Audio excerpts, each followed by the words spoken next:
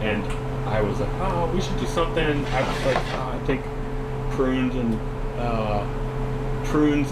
mushrooms and duck. I was like thinking about that combination, like that would be so comforting. Yeah. And I was like, well, what can we do? And then I knew that they had duck tongues because the meat purveyors, D'Artagnan, they also got started as a duck farm. And so they were like, oh, we have all types chef, of whatever we have you duck need. tongues. And I was like, oh, someone should use those. That would be great. So Cool. just get heated up to order. It's really saucy. It's like a really nice and luxurious texture. Oh, It yeah. also gets cooked with baijiu. It's like a Chinese liquor. No. So it's made from a bunch of different grains. It has a really intense floral aroma. Usually you have little shots of it with food, and sometimes it's sorghum, sometimes it's corn. But that adds like another plum-like, really nice aroma. It smells like a caramelization, almost like a. Yeah. It's nice.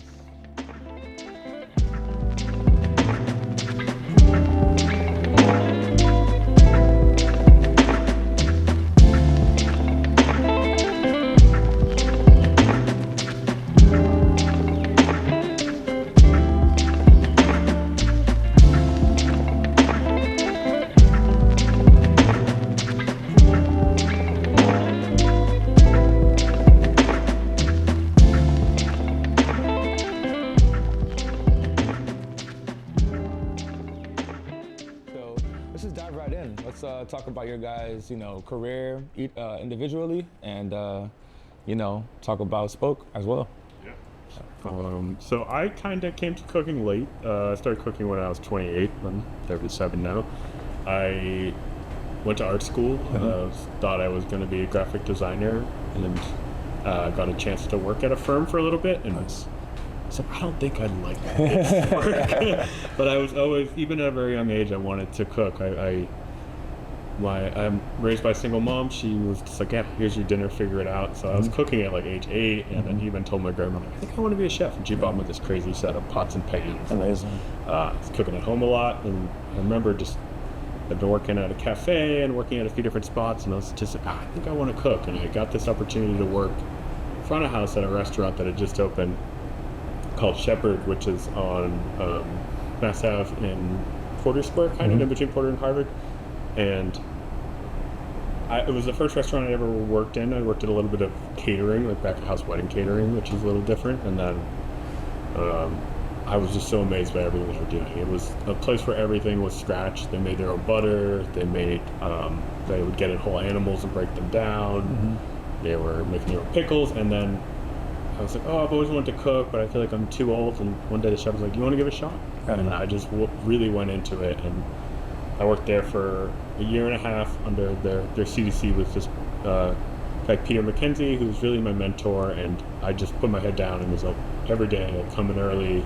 For the first few weeks, I made my own bacon with them. I braised octopus, and I was just kind of home and I can't believe what I did today. And I feel like I really got my feet under me there. And I've worked some spots after there. I worked at this place, Cafe Art Science. I worked at this place, Striptease, which was like a kind of diner food, but like elevated diner food. And then I worked here because a friend of mine was here, and he was like, oh, I need some help in the kitchen. And I was like, yeah, sure, I'll help you out. I think I'm going to do another project in 4 or 5 months. And then I started here, and I was like, wow, everyone here is so nice. Like, the owner's nice. There's more regulars than I've ever seen. I was looking at like the ticket board, and you get sometimes the people's names. And I was like, who are all these people? There's no way everyone knows all these people. And I was charmed by it, and I stayed. Amazing. Yeah, that's so cool. How about you, Kelcey? I have the opposite story.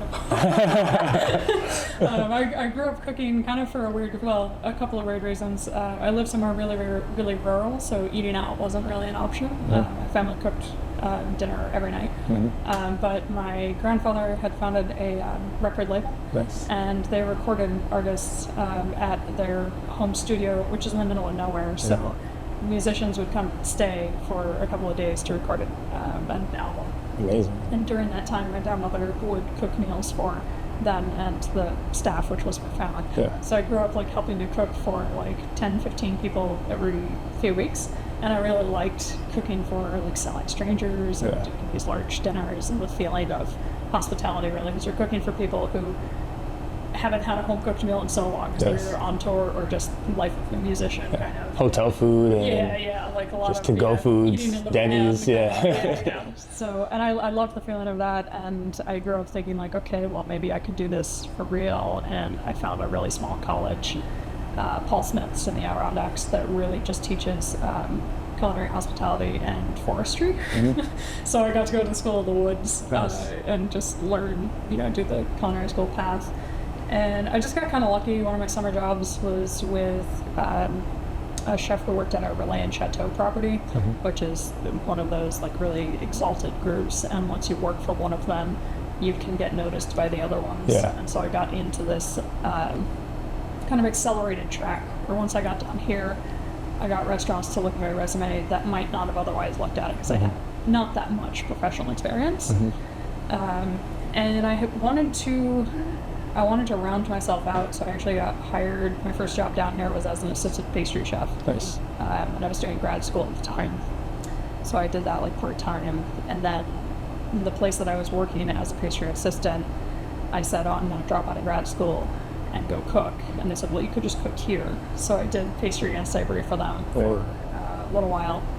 And then that was maybe 3 years before I ended up here. And it was just kind of a little bit of bouncing around to some other places where I also did pastry and savory. Right. And then I ended up here. The chef was leaving around the time Paul and I were, when we were both working here, and it was just kind of a too good opportunity to pass up. Where I was like, well, we could really do this, and between the two of us, we have enough skills to make it all work.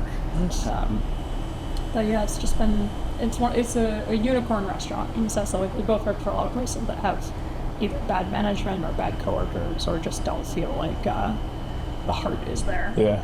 Or like valued even. Yeah. Like a lot of private event. To just feels so intimate and nice. Absolutely. What are some like challenges you guys have come across like in your journey? Just, I mean, I'm sure there's tons and it's a spectrum, but like that stick out to you the most. I mean, for here, there's challenges of like the space is its own thing, and even when we come up with dishes, there often has to be like only 2 dishes go on our grill, 2 dishes go in the pan, 1 dish can go in the oven, and we have to work around each other. Like if we have a really busy day and we have to redo everything, we might be stuck on each other's toes all day. Yeah. And I think like luckily Kelcey and I get along really well, and we both understand that. Oh, you work hard, I work hard. So those days where we're like, oh, as soon as that comes out of the oven, I need to go to the oven. Yeah. It's like, that's stressful, but we're never rude to each other. And the other thing here is sometimes that like, we only have 1 cook, ever. And it's changed like 1 or 2 times in the past, but it's hard for that person because it's just you and 2 bosses. Right. And it's hard to train people who don't know what they're doing because it's a small space and often we can't oversee everything. Like one of the stations is in the basement, the cold station, and that's the good starting station. Yeah. But I'm up here and she's up here, and it's like hopefully it's going well. So we often do have to hire people who know what they're doing a little bit, and we've gotten really lucky with some great people. So that's good, but it is like one of those like every time someone leaves, you're like, okay, who's going to be the next person that can fulfill that role? And then you can't offer them that much growth because it's like, here's the job. Yeah. It is what it is. Absolutely.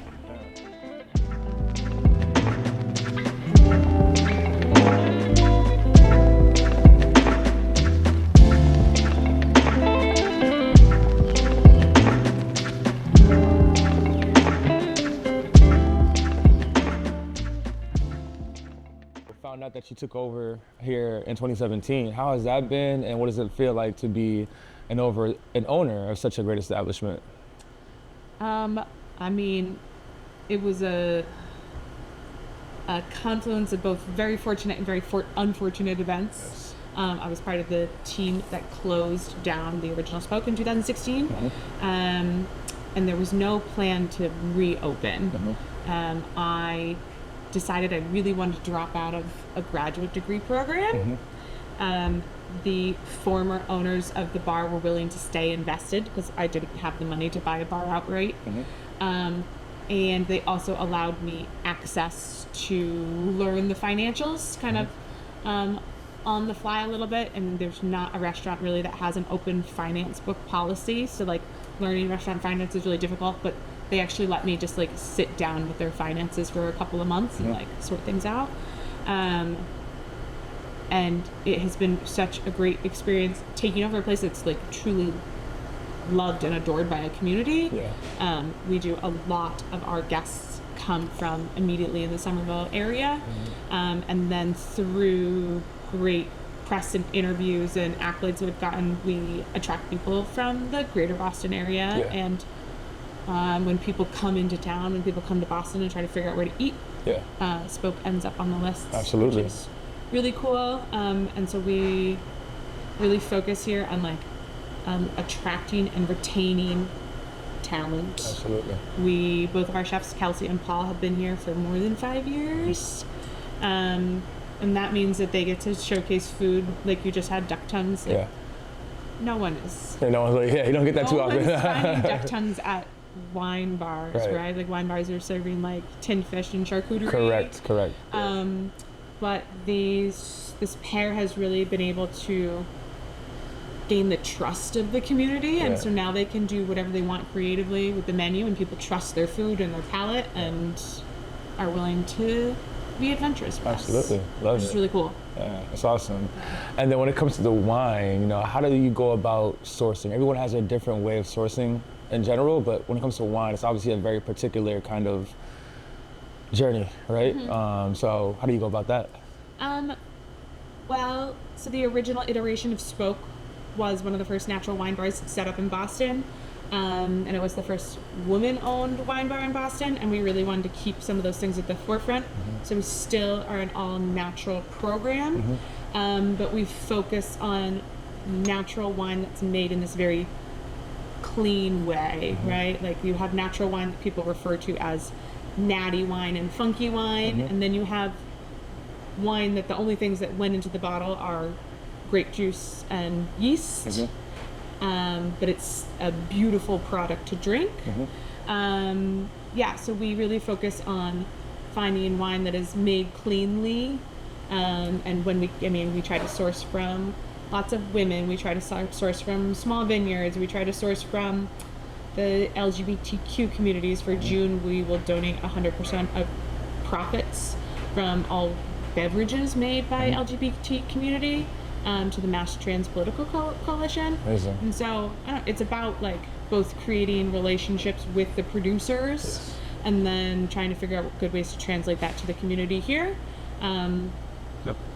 Yeah, like if you can find a grape that no one has ever heard of here in Somerville and show them why it's something that's accessible, and that they should pay honestly good money to drink, or if you can take a grape that people, you can take a Pinot Grigio, but you can show them like the old Italian way to ferment it, which is like in northern Italy they leave it in the skins and it's called ramato, and it turns into like this fuchsia coppery color and tons of texture, and people drink it and they're like, is that Pinot Grigio? Like, I've never had anything like that before. Absolutely. And trying to keep in mind like all of our food and the different flavors.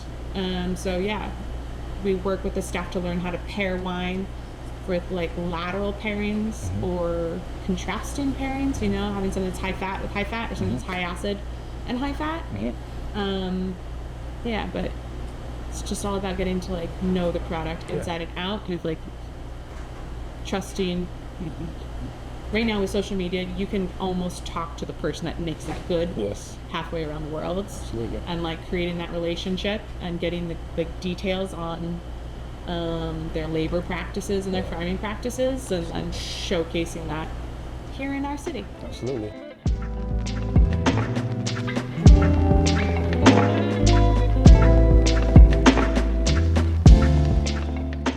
What makes Spoke so special? I think, the people for sure, the size is great. Like, I have always worked with some kind of hard to get odd products, like magnolia blossoms, right? Like, Kelcey went and picked them at a really big restaurant. That dish could be on the menu for like a week. A week, yeah. Yeah, because you just power through it. We're doing like, a lot of a dish for us would be like 100 a week would be a lot of something. And that's in a good size. So it allows us to really, you got something fun, something special. Like, this fish that we can only get 2 of, like, we'll run it. It'll go for 2 days. People will be so excited. Also, when something's been on the menu for like 3 months, people don't even really order it because our regulars are just like, I want to see what you're working on. Yeah. And like that's the opposite of so many places where they're like, take the bolognese off and I'm never coming back here. Everyone's like, take whatever you want off. we'll eat it. Whatever's new. And so that's really reassuring. So many people have just said such nice things to us about like, I just love this spot. I'd love to see whatever you're up to. I'd love to try new flavors. Absolutely. Yeah. No, I agree with that. It's the people inside and out, right? Like we really benefit from the amount of community, amount of regulars we have. Like they really trust us. We get to be daring in a way that somebody who has to appeal to broader or more tourist-based thing just doesn't. How hard is it to like depart from edition times, right? Or like even concoct edition times, you know? Yeah, I think like it's sometimes hard to say goodbye to things because they were maybe something like that where you make a finite amount of something when it's in season, and then you have to say goodbye to it at some point. And it's like, well, I wasn't, I was still really excited about it, but you reach the end of it, and I think it's good too because it forces you to part with things and be thinking of the next thing and try not to be so precious about like. It wasn't the last good idea I'm ever going to have. Sometimes it feels like that. Yeah. Sometimes, like, how can I possibly come up with something that's going to excite me? This is mostly in the winter, yeah. So the last question I'll ask is, what can guests expect when they come in here overall? I think you can expect really good hospitality and maybe to make a friend at the bar, and you can get surprised. For sure. I think, you'll find something you're not going to find anywhere else.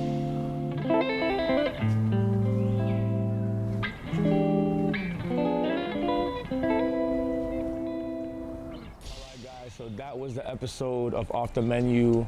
Thank you to Kelcey, thank you to Paul, and thank you to Mary for showing us around how they operate over here. It was a fun time. Make sure when you're here in Somerville and Davis Square, you stop in the Spoke. They'll take care of you. Until next time, Off the Menu.